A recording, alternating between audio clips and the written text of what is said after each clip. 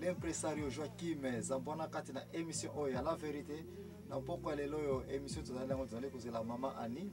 yende mutaka na sujet du jour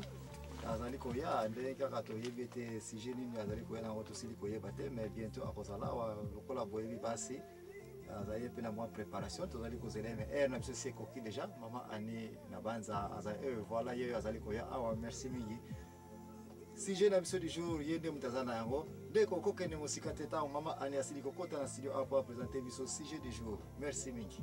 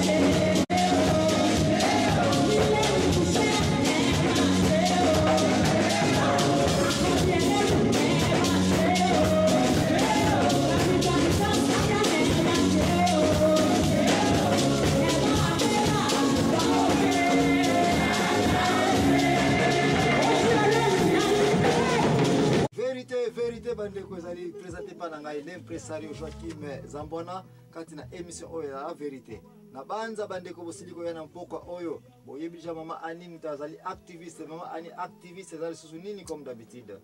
ezali mutu oyo azolobela bato bazana minoko me bakokolo bate babenga kai activiste. Merci. Donc yo za pour représenter bato basiliko peso ba question bato yo posiliko ça ba interview et puis siko na agenda na yo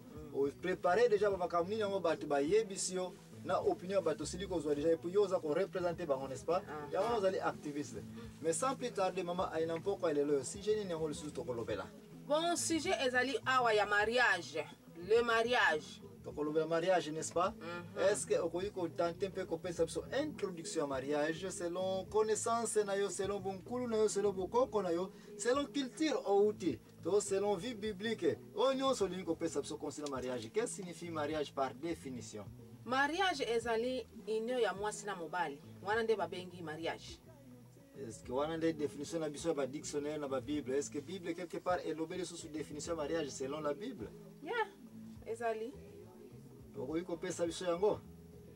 ya bible alobeli alobi mwasi mobali akotika baboti na ye akende kobala mwasi na ye pe bakomi nzoto moko donc kutika wana ni koloba mwasi akeko kobala mwasi donc bakomi nzoto moko nde wana babengi mariage olinka koloba ete mokana nzambe ezalete mwasi akotika ndako ya bapara na ye abimi et puis mobali pe lisusu atiki ndako ya bapara na ye akei bango bale basangani et puis bakomi nini nzoto moko nde yango wana selon yo définition mariage na bible n'est-ce pas yeah ozasi yeah eza yango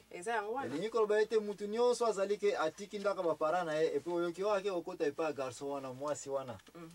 et puis garçon wana pe azalaki epa bapara na ye awe baza so ensemble takenda po akenda na ndako ne et puis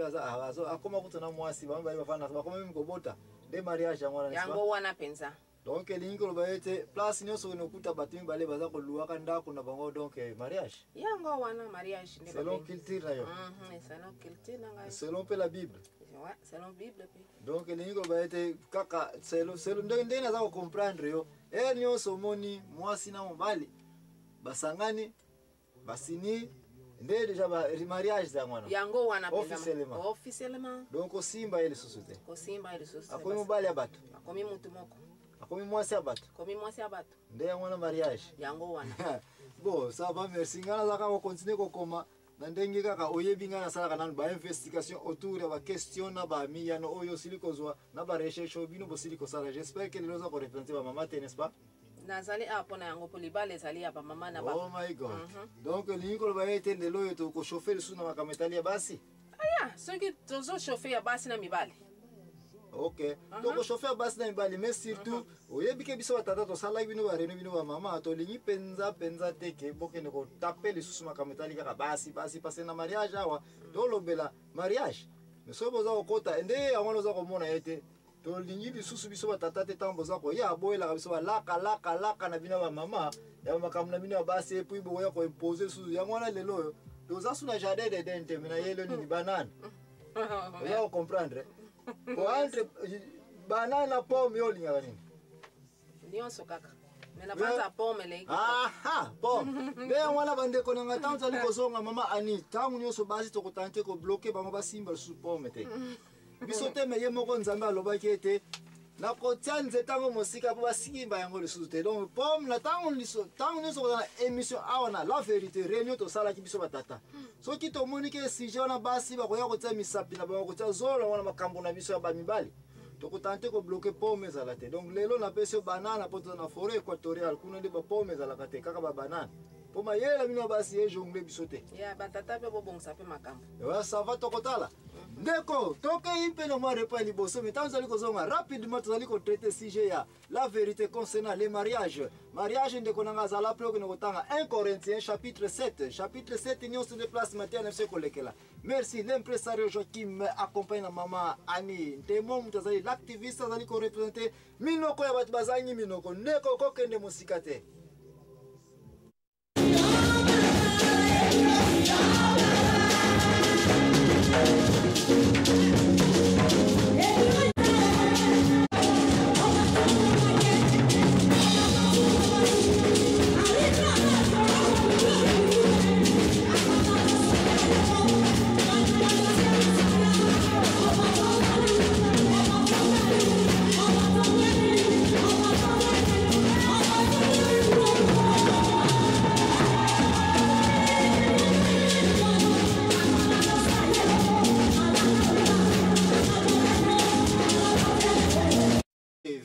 Vérité bandeko tosili kozonga na émission oyo ya la vérité nazali accompagné na mama l'activiste mama Ani me na banza na baoyo basili koya na retard rappel ya moke tolobeli nini su mama Ani mariage na introduction na mama Ani auti kopesa kitoko alobi te mariage ezali union ya mwasi na mobali epuis natuni epi sur question est ce que bongo bible elobi nini concernant mariage mpona définition ya biso bato na mokili mama Ani alobi te définition ya mariage kati na biblia ezali mokano ya nzambe mwasi atika ndako bapara na ye mobali mpe atika bapara na ye bango mibale bakende kosangana bakomi nzoto moko wande tobengi mariage oyo ezali officiellement nzambe ndenge alingelaki yango pozaki mpe mama Ani question bo donc alingi koloba ete soki omoni quelque part mwasi na mobali baza kovivre ndako moko sans ke bazala epa bapara donc eza ja libala abi we eza libala nde place oyo tosukelaki nesi pa mama Ani nde place oyo sikoyo ngai naza mpe na mutuna bango bayebi ngai nasalaka na encerclage autour ya bamakambo mama Ani aza nango mpo asipote yango bongo na koyeba koma tokoapuye yango ubie koma tokodétruire yango ngai te me bibliquement mama Ani nalingi mpe kotuna oyo motuna po yo olobi ete mwasi na mobali soka basangani ensemble bakei na ndako na bango eza déjà mariage bien. Est-ce que koki koyebisa ngai un peu ndakisa na Biblia po émission eza la vérité ezalaka ya Bible eutaka na Bible kaka est-ce que na Bible place ezali mama Ani okoki koyebisa biso un peu ka ya libala ya bosembo esalemelaki ya nesi ka ya Isaac na Rebeka wana ezalaki libala ya bosembo po Isaac akenaki kobimela famille ya barebeka donc atinaka servante na ye bakende kobalela ye you know et puis libala esalamaki donc wana ezala libala mpenza ya bosembo onga na yebi bien wana mama Ani oza na raison na koyika kokota un peu mwa moke na détail moke un peu approfondi ke Isaac azali mwana ya batanani ya Abraham n'est-ce pas baparent fo tozokena oyo nzambe alobeki te baparent bakozala bana bango mais bana fa bime pa para ba ke no sa ni ya bango pe libota ke comme c'est comme ni mariage avant to ba Isaac futo za obligé to yeba ete Isaac azako fa ne pa nani Isaac azako fa ne pa panga na ye Rebeka azako fa ne pa nani e pa panga para na ye siko ordre ekoki ete Isaac ye pe fa bima aga no bongisa ya libala nde place na olobeli mama Ani ete Abraham atindaki servant na ye kende na mboka ya baba Rebeka kende kopona ngai mwasi selon esprit ya Nzambe epesi na basine oyo kosenga eke soki omoni mwasi kozwa ye te koyana ye pete eloko moko kosala nini bakado yango oyo mbongo yango oyo minsolo yango oyo toyebi na biso te na culture na bango ya mwasi yango kende kopona oyo ngai pe nayebi na ngai te. Mais avant ozwa mwasi oza obligé tu na bango condition ya libala po papa ya mwana ya mwasi oyo officiellement a libéré nani mwana simande zwa ye selon culture na bango selon bonkulu na bango selon condition familiale na bango kokisa ba condition nyonso oyo comme ça biso tokozwa nani mwasi